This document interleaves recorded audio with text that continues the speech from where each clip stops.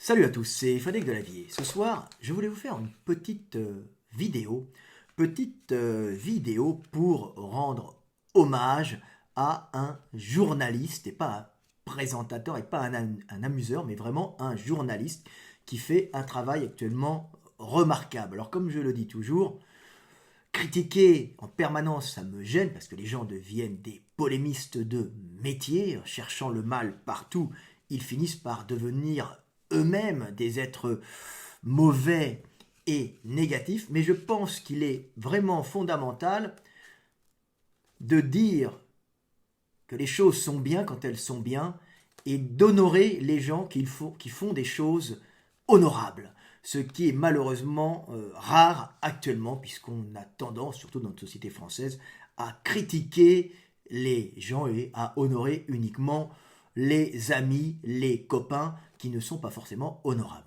Donc ce soir, je voulais faire une petite vidéo d'hommage à Cyril Hanouna. Alors Cyril Hanouna n'a pas besoin de moi pour vivre, mais comme je suis quelqu'un d'influent, je pense, et de morale, je pense qu'il est important de dire que Cyril Hanouna fait un travail exemplaire, et quand je dis exemplaire, c'est un travail exemplaire, c'est-à-dire il montre la bonne voie et le bon chemin dans un pays qui est très corrompu, en faisant un travail de journaliste impartial et honnête. Alors évidemment, tout le monde ne peut pas être impartial et honnête, car il y a des individus qui sont obligés, souvent quand ils sont journalistes, de caresser la main qui les nourrit de peur d'être dégagés. Mais Cyril Hanouna a réussi par son travail, par sa longue carrière, à se créer un poste qui est quasiment indéboulonnable, où il reste là parce qu'il rapporte de l'argent à la chaîne, donc on ne va pas faire partir quelqu'un qui est aimé, qui est populaire et qui rapporte de l'argent. Et en plus, il est dans une chaîne qui lui permet de faire ça, et je vais vous l'expliquer un peu pourquoi. Alors Cyril Hanouna est quelqu'un qui fait du journalisme, et du vrai journalisme, qui interviewe les individus qui viennent sur son plateau d'une façon honnête, sans se moquer d'eux ou sans les aduler quand ils ne sont pas adulables.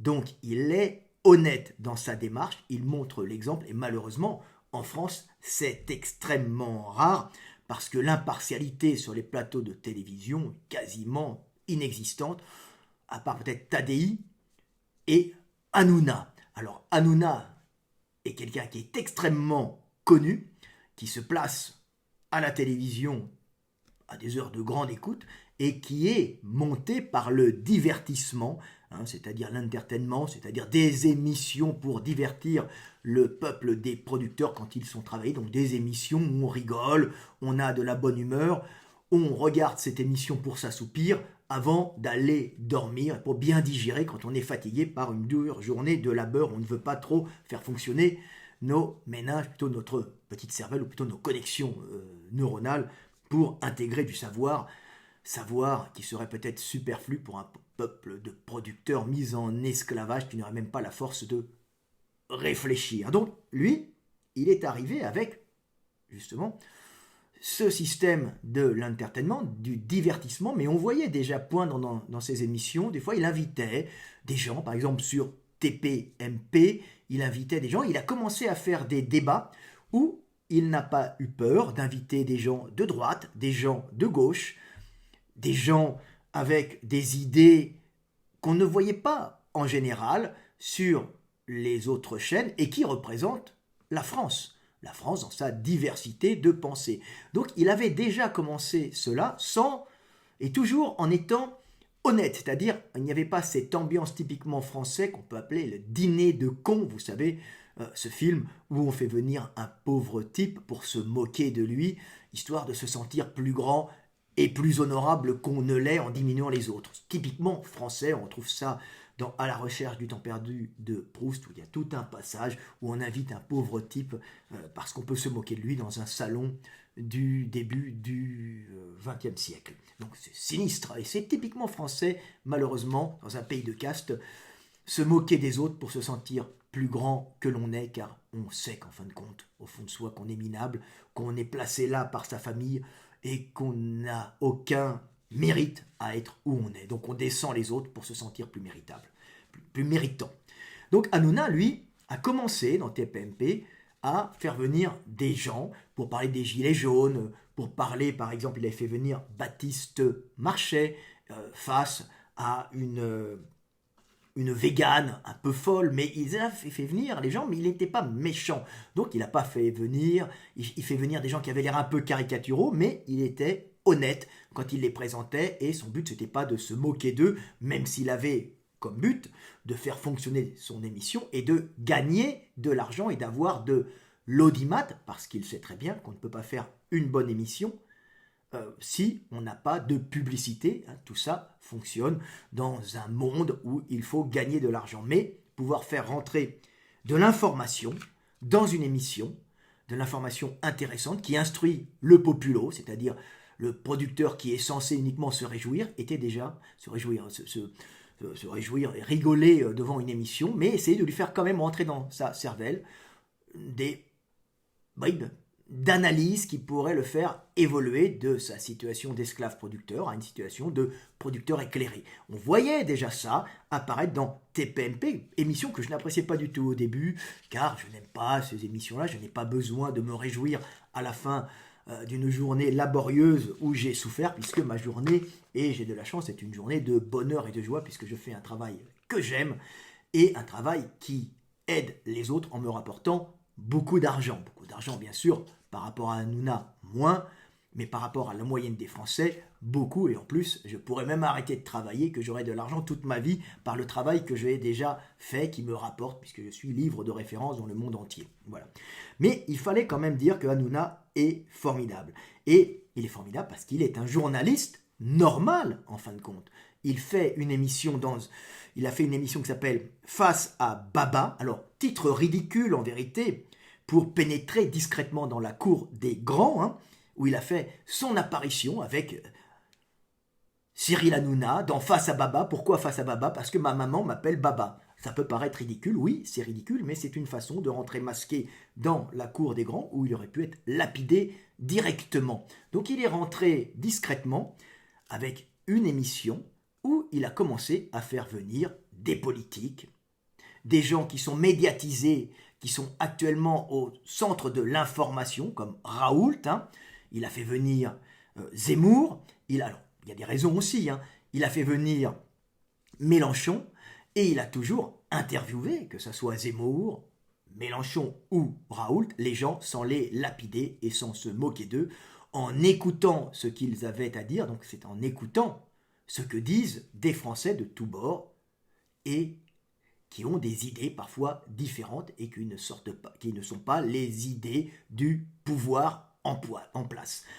Donc ça, c'est très bien, puisqu'il est un journaliste normal, un des rares journalistes qui fait un travail réel de journaliste et non un travail de propagande, soit pour les chaînes d'État qui sont à la solde du gouvernement et qui vont faire de la propagande pour le parti qui est au pouvoir, donc ça ne sera plus de l'information, ça sera de la propagande, ou de la propagande de droite ou de gauche, si ce sont des chaînes qui appartiennent à des individus qui sont à droite et à gauche. Donc ce n'est pas de la bonne information, c'est de l'information biaisée. Donc on ne peut pas vraiment prendre cette information pour l'analyser, puisqu'elle sera toujours parti pris.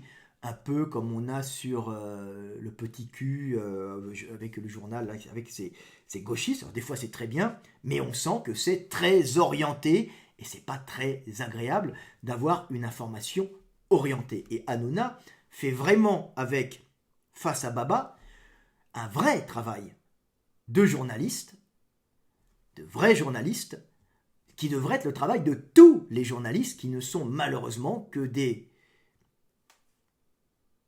outils qui ne sont devenus que des outils de propagande, soit pour le pouvoir en place, soit pour la gauche qui veut prendre le pouvoir à la place du pouvoir en place, soit pour la droite qui veut prendre le pouvoir à la place du pouvoir en place. Donc Hanouna est quelqu'un qui est honorable et ça me fait plaisir en France de voir qu'il y a des gens qui brillent. Comme je dis tout le temps, si tu penses que le monde s'écroule et est terminé, Quand il y a des gens comme Hanouna qui font un vrai travail, le monde est sauvé en eux et ils montrent qu'il y a encore de la droiture. Alors on peut dire oui, il gagne de l'argent, il est riche. Oui, bien sûr, il gagne de l'argent. Oui, bien sûr, ses émissions de divertissement ne m'intéressaient pas.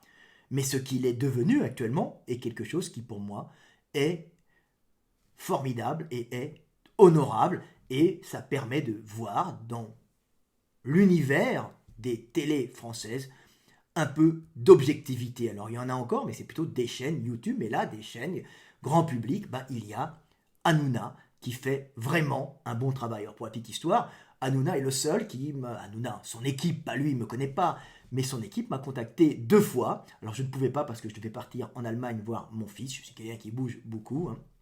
À ce moment-là, à l'époque des Gilets jaunes, et puis une autre fois encore, je ne me souviens plus pourquoi. Donc ils venaient me chercher avec la voiture, je dis je suis désolé, je ne peux pas venir, tout ça. Mais ils ont été très corrects, c'est-à-dire que s'ils viennent me chercher, donc quelqu'un qui est honnête et droit, c'est que ce sont, et en tout cas il y a de grandes chances que son équipe soit des équipes qui recherchent peut-être la polémique, mais qui recherchent surtout l'objectivité. Donc, ils recherchent bien sûr l'argent pour faire fonctionner. Ils veulent des sons de cloches différents et les opposer, mais d'une façon honnête. C'est plutôt dans le système du consensus, Hanouna, plutôt que dans l'opposition infertile. Un peu à l'allemande, si vous voulez. Donc voilà, je voulais dire ça d'Hanouna. Alors évidemment, Hanouna n'est pas passé là par hasard, et cette télé, C8, sur laquelle maintenant il sévit positivement, je veux dire, est une chaîne qui n'est pas une chaîne de propagande, en vérité, d'État, et c'est peut-être pour ça qu'il a la possibilité aussi de le faire, même si lui est indéboulonnable, il sait très bien qu'il peut le faire, il n'a pas été pris, on ne peut pas le dégager, il se permet de le faire, il a cette liberté, parce que c'est lui, Hanouna, il est en partie producteur, donc on ne peut pas le dégager, c'est lui qui a les contrats sont bien signés, il fait ce qu'il a envie à l'heure qu'il veut grâce à des contrats bien ficelés, donc on ne peut pas le dégager, ce qui lui permet de dire ce qu'il veut. Et en plus, s'il est dégagé, il n'en aurait rien à foutre, vu sa fortune, vu son travail et vu les réseaux qu'il a, il pourrait tout de suite rebondir. Hanouna est donc capable de venir faire de la vraie information qui peut gêner le pouvoir en place, ou la gauche, ou la droite des fois, mais de la vraie information, la voie de la vérité, parce qu'en vérité, il a la possibilité de le faire. Et C8 est une chaîne qui lui laisse aussi la possibilité de le faire, puisque C8 a été en partie, appartient au groupe Canal, appartient en partie au groupe de Bolloré. Cyriana connaissait, je crois, Cyril Bolloré, qui était un responsable je me souviens plus de Canal qui avait racheté. Donc c'est la famille Bolloré, c'est le fils, le père. Donc ce sont des milliardaires, je crois, c'est des milliardaires à ce niveau-là, et qui sont des gens qui représentent un peu, on peut critiquer bien sûr, on est en France, qui représentent un peu les patrons paternalistes, cette mentalité paternaliste qui paraît un peu vieux jeu dans notre pays de caste. Je vous ai dit que la France est un pays de caste, malheureusement. On n'est pas une Allemagne méritocratique avec décentralisée et des Länder. On est un pays centralisé de caste où les gens se battent pour avoir le pouvoir et on ne peut pas monter en général par son travail, mais par ses réseaux, ses amis et ses relations, ou de naissance, ou celles qu'on va faire en feignant le fait d'être d'une caste supérieure ou par copinage. Donc, ou du communautarisme. Malheureusement, la France, c'est comme ça. Mais Bolloré représente cet esprit de patron paternaliste, un peu comme Dassault, un peu comme Michelin. D'ailleurs, je crois qu'il était ami avec Dassault, en tout cas le papa Bolloré. Dassault qui est un homme honorable aussi, puisque c'est quelqu'un qui a travaillé au hockey dans l'armement, mais qui prenait l'armement français à cœur et qui avait ce sentiment de travailler pour la France et pour la défense de la France et non uniquement pour gagner de l'argent. Vous savez, c'est ces patrons qui ont l'impression d'appartenir à l'organisme France, d'être la tête. Et on se reproduit, on continue à se reproduire, bien sûr, comme c'est un pays de caste, entre grosses familles françaises, mais on a un amour et non un mépris des castes inférieures, et ça donne ce paternalisme qui n'est pas du tout la méritocratie allemande, ou même la méritocratie anglaise, même s'il y a des castes quand même, ou américaine, ce qui n'a rien à voir aussi, mais qui était une façon de penser la France avec un cerveau, les castes dominantes, qui devaient bien organiser la France pour que la production, les petites mains qui font la production, soient en bonne santé, bien nourries et heureux. Un peu à la façon du paternalisme Michelin, qui était un chef d'entreprise remarquable et honorable dans cette mentalité française de caste et de patron paternaliste, mais qui faisait tout pour que ses ouvriers soient le mieux possible en réinvestissant une partie de ses bénéfices dans des écoles, dans des crèches, dans des logements de qualité pour voir les ouvriers dans de bonnes conditions.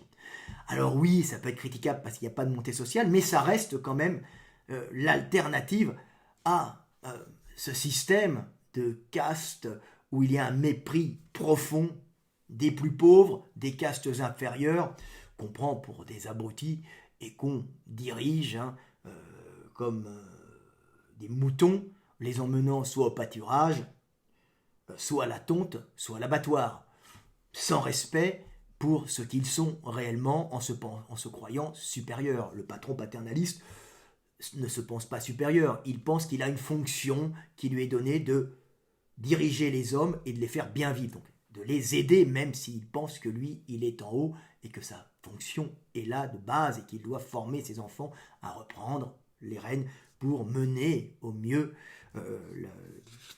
l'économie du pays, en tout cas l'économie de son entreprise, qui peut être une énorme entreprise. Donc Bolloré et Dassault font partie de ce type de patron, un peu comme Michelin. Donc c'était des gens qui étaient honorables. Donc c'est pour ça que on peut trouver dans C8 une certaine objectivité, cette possibilité de s'exprimer, parce que les patrons qui sont là ne sont pas des patrons qui sont à la solde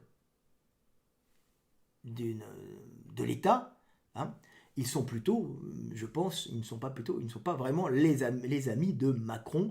Et c'est pour ça aussi que sur C8, Hanouna peut se permettre d'inviter sans problème des Zemmour ou des Mélenchon qui représentent tout de même un certain danger pour le pouvoir en place, qu'il soit un pouvoir centre-gauche ou centre-droit, tout ce petit pouvoir des hauts fonctionnaires de l'ENA qui se cooptaient entre eux pour reprendre le pouvoir et bien vivre en s'arrangeant avec les grosses puissances économiques qui sont derrière et qui les ont mis au pouvoir par les réseaux d'information. Là, on est plus dans des télés, on va dire dans des groupes médiatiques qui deviennent relativement indépendants et qui ont de moins en moins d'intérêt avec le pouvoir en place. Je ne sais pas ce qu'il y a derrière, mais visiblement, ils ne sont pas leurs copains. C'est pour ça qu'ils mettent Zemmour éventuellement en place. C'est pour ça aussi que Zemmour est invité aussi. Mais c'est pour ça aussi qu'un gars comme Hanouna peut se permettre d'être un des rares journalistes à être objectif, c'est-à-dire à faire un travail réel de journaliste à la télévision en étant honnête et impartial. Donc voilà, chapeau bas à Hanouna qui a su passer de divertissement, de l'entertainment, c'est ça, entertainment, à une émission qui peut paraître par son nom un peu ridicule, Face à Baba, mais qui est une véritable émission d'information, faisant venir débattre des gens entre eux, sans haine, sans agressivité, et il est toujours là, Hanouna, pour essayer de calmer les gens quand ils sont agressifs, en essayant de les recadrer plutôt vers le consensus que vers l'affrontement stérile. Donc je dis merci Hanouna, ça me fait plaisir. Des fois, en France, il n'y a pas que de la merde, il y a aussi quelques personnes qui sortent du lot, et même si ces gens sont issus peut-être du communautarisme, et de l'aide, et des réseaux, ça n'empêche que arriver au sommet, c'est-à-dire à l'endroit où ils peuvent influencer le peuple, ils l'influencent d'une façon honnête, en permettant à des gens de venir s'exprimer, qu'ils soient de droite, de gauche ou du centre, et à ce moment-là, c'est le peuple, c'est vous qui me regardez, moi-même, qui pourront, par une analyse objective, dire ce qu'ils pensent, penser ce qu'ils veulent penser et voter, en fin de compte, dernier moment, ce qu'ils voudront réellement voter, sans être influencés par de la propagande, ce que nous avons malheureusement le plus souvent sur les chaînes de télévision et non sur les chaînes YouTube. Sur les chaînes YouTube, on trouve de tout, de la propagande et de la non-propagande. Mais là, c'est exceptionnel. Donc voilà, petit hommage à Hanouna. Il faut en faire des fois, comme je dis toujours, aimons-nous vivants, c'est la chanson de François Valéry. N'attendons pas que la mort nous donne du talent. Donc quand vous avez quelque chose à dire de positif sur quelqu'un, n'hésitez pas à le dire. La plupart du temps, les gens critiquent ce qui est critiquable, ou même critiquent pour critiquer et se sentir plus haut. Rarement, ils complimentent les autres. N'hésitez pas à complimenter les autres et à leur dire que vous les aimez. C'est la meilleure façon de les encourager pour qu'ils continuent à être ce qu'ils sont, des gens bien. C'était Fred Delavier, je vous aime et paix sur terre.